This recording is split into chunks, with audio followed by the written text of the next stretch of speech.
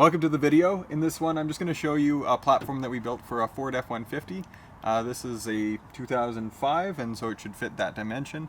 And basically we built a platform for the back which is a half table.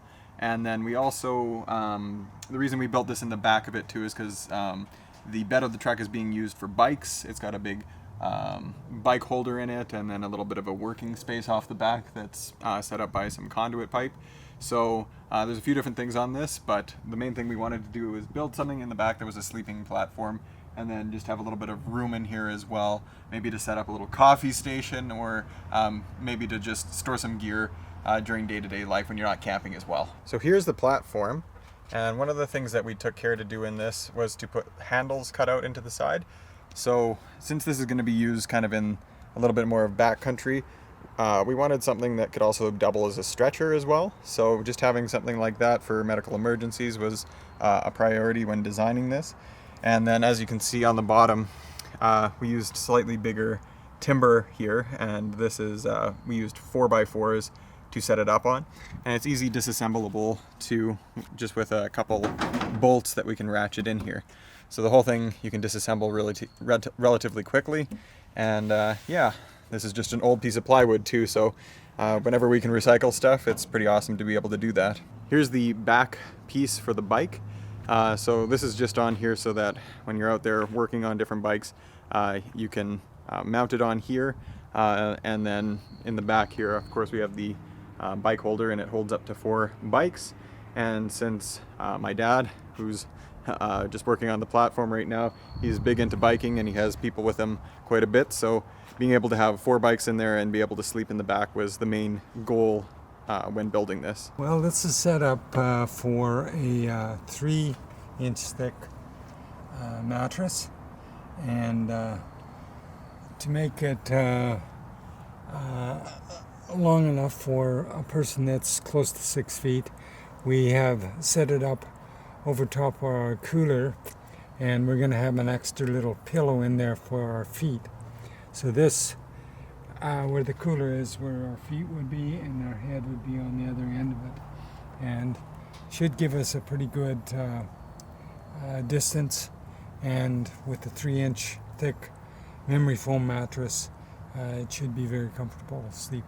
There's only one real way to prove that this works well, and that's to actually put the mattress and the pillow in there and test it out. So we're just gonna put a thermarest in there and a pillow and just see if it actually works with somebody who's around 5'10", 5'11". So hopefully it works for one of us.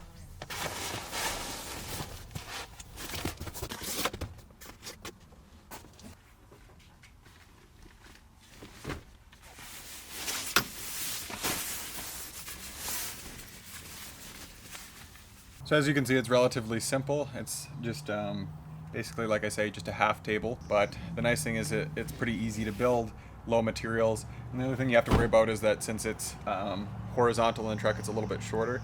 So what we're doing is just creating a little bit more room by moving one of the seats and then laying diagonally a little bit more. So that's the only thing that's a little bit more confining, I guess, with this design. Overall though, it's pretty good. I'm pretty comfortable with this. It's, like I say, I'm 5'10", so if I can fit here and lay down on this, if you're a particularly tall person, you might want to do something different. But I think if you're an average sized person, this is a good little build to throw in your vehicle if you just want to do some quick camping. So these are just the mesh fittings that we can put in the windows. I think they're like $12 on Amazon, but you can just fit them right over the open window and get that nice cross breeze. And they also offer a little bit of shade as well. They're really easy to install, nice and cheap, and just be careful when you're putting them on too, not to puncture or catch them on the pointy side of your vehicle. They have usually a rounded side on one of the windows, so just roll it on over that. So one other thing that's been really great to have is just one of these power sources, just a little jackery. And one of the things that's nice too is in the Rocky Mountains it gets pretty cold some nights, and I had it down to -1 one night, and that was a bit too much for me. So having something that's got 12-volt input so that you can plug an electric blanket into that was really great. Saved me a miserable night, so that might be something to consider too if you're going to have some cold camping nights as well. So where are we going on the first trip there? Well, I thought we'd go up to the Highwood River.